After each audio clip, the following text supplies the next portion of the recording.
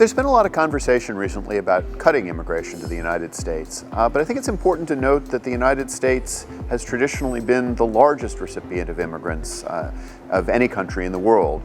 Currently receive about 1 million immigrants to permanent residence each year. In 1965, Latinos were only 4% of the population and Asians less than 1%.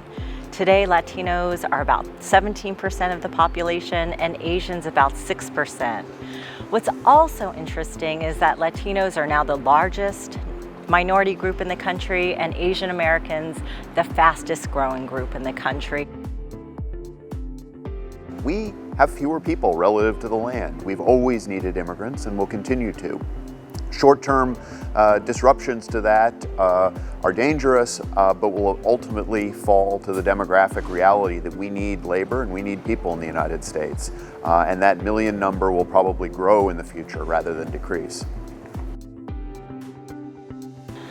One of the other things that people often misunderstand is that when they think about undocumented immigration or undocumented immigrants, that most people think of Latinos, and if you live in Southern California, you might think of Mexicans.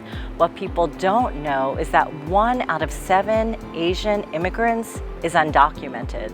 About 2/3 of the Asian population is foreign-born, meaning they're immigrants in the United States. Among Asian American adults, that proportion increases to every 4 in 5.